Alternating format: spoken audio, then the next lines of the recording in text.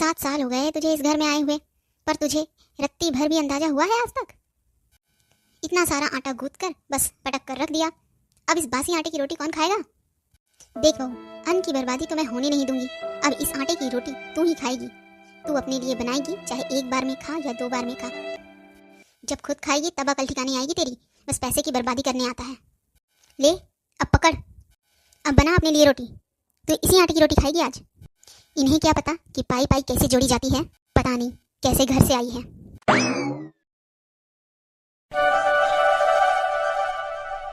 बहू, बहू, देखो जरा, 24 घंटे बस फोन में ही घुसी रहती है।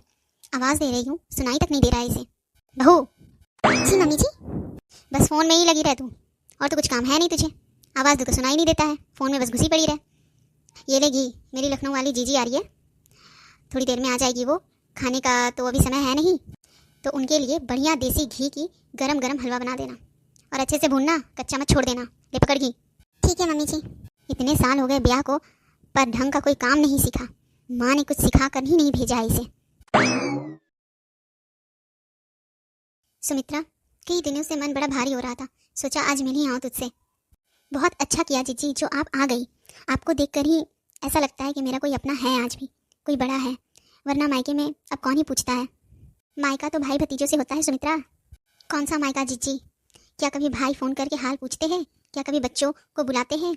आपको तो मायका अच्छा लगेगा ही, क्योंकि आपकी दोनों भाभियाँ आपको सर आंखों पर रखती है जीजी। पर मुझे देखो जीजी, कोई पूछता तक नहीं। ये तेरा बहम है। याद है बाबूजी क्या कहते थे? मायका तभी तक रहता है जब तक हम भाभियों से बना कर रखें, वरना सब पराया हो जाता है सुमित्रा। माँ जी। नमस्ते बुआ जी। हाँ खुश रहो बहू, खुश रहो। वो माँ जी, बुआ जी, चलिए नाश्ता कर लीजिए। बहू तो परेशान मत हो, बैठ हमारे पास, मैं तो बस तुमसे मिलने आई थी। अरे बहू क्या हुआ, बैठ ना। जी बुआ जी। अच्छा बहू ये बता, तेरे मायके में सब कैसे हैं?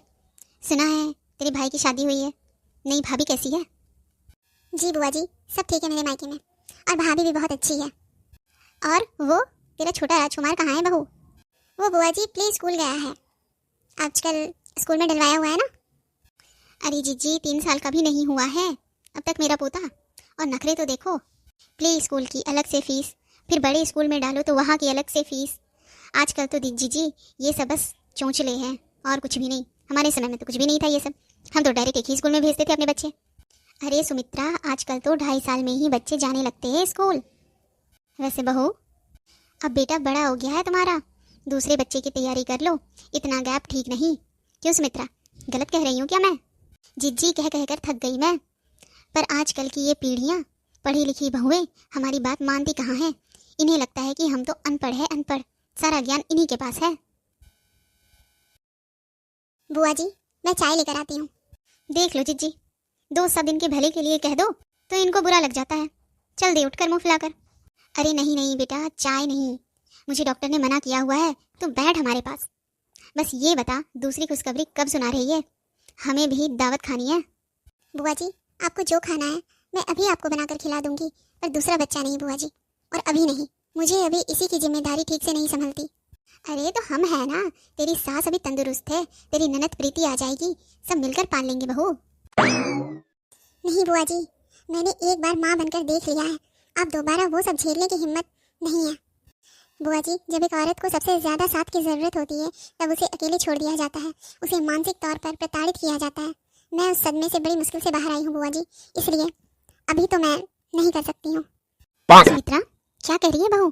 तुमने इसका ध्यान नहीं रखा था क्या पहले बच्चे की डिलीवरी टाइम में? ऐसा कैसे हो सकता है? और प्रीति ने भी ध्यान नहीं रखा था क्या? लो जीजी अब क्या ही बताऊँ, मेरी बेटी आई थी, इसकी ननद आई थी इसकी सेवा करने, फालतू में इसने बदनामी दे रखा है दूसरे बच्चे के नाम पे। करना है नहीं दूसरा बच्चा, और बस पहले वाले को लेकर के ड्रामा करती रहती है। बस मम्मी जी और कितना छुपाएंगे आप, शायद आपको याद नहीं है, लेकिन मैं बताती हूँ आज बुआ जी के सामने मेरे साथ क्या हुआ था और कितना ध्यान रखा था आपने और मेरी नंद जी ने।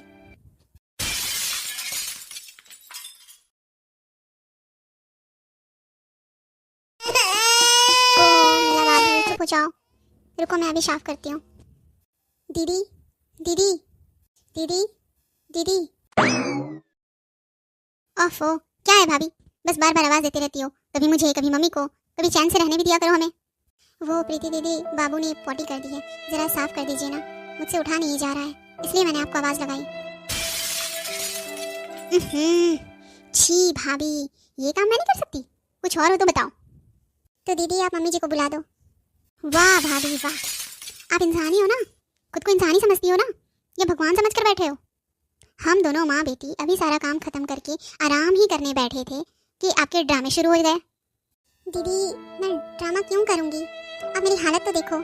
हाँ भाभी दिख रहा है मुझे, बच्चा पैदा किया है, कोई बीमार नहीं हो। आजकल की बहुएं के तो अलग ही नखरे हैं। मैं यहाँ सेवा करने आई हूँ या नौकरानी बनकर आई हूँ? जब देखो काम में लगा देती हो मुझे, जब देखो आवाज़ दे देती हो। अपना काम छोड़ करके इस घर का सारा काम कर रही हूँ, अब इतने नखरे उठाऊं? बहू तो ये सारा दिन बच्चे को गोद में लेकर क्यों चिपकी रहती है? इसे आदत पड़ जाएगी तो घर के काम कौन करेगा? हमने भी बच्चे पाले हैं पर काम कभी नहीं छोड़ा। अगर इतने नखरे हैं तो अपने बाप के घर चली जा, वहीं करवा अपनी जापा। यहाँ पे तो क्या कर रही है? हाँ मम्मी देख लो, बस बैठे बिठाए इनको सारा काम करवाना है। घर का तो सारा काम हम कर ही रहे, अब इनका भी करने बैठ जाए। सारा दिन बहू बच्चे को लेकर गोद में मत बैठा कर, समझी? वो माँ जी क्या? चुप कर, बहुत बोलने लगी है। चल प्रीति, जो काम है खुद से कर लेगी अपना और अपने बच्चे का। बेटी का दर्द हर माँ बाप को दिख जाता है, लेकिन बहू का दर्द किसी को नहीं दिखता। अभी मेरी डिलीवरी को दिन ही कितने हुए हैं और मुझे ये सब सुनाया जा रहा है। बस मैंने तो बाबू की पॉटी साफ करने के लिए ही बुलाया था, लेकिन बदले में मुझे इतना सुना दिया गया। अरे अगर मैं बेड से उठ पाती तो सारा काम खुद ही कर लेती ना। 4 दिन बैठा के खिला क्या रहे, इतना सुना रहे हैं मुझे, और मैं जो सालों साल काम करती रहती हूँ। इस घर में जब से आई हूँ तब से एक भी दिन ऐसा नहीं है जो बिना काम किए मैं बैठी हूँ, लेकिन फिर भी मुझे इतना सुनाया जाता है।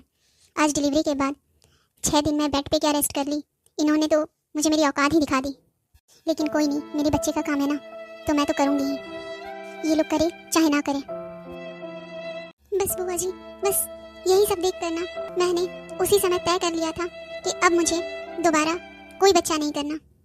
बुआ जी कहते हैं जब एक औरत एक बच्चे को जन्म देती है तो उसका भी दूसरा जन्म होता है, लेकिन अगर किसी लड़की को ऐसा ससुराल मिल जाए ना तो फिर वो रोज मरती है। देख लो जीजी, ऐसी है मेरी बहू।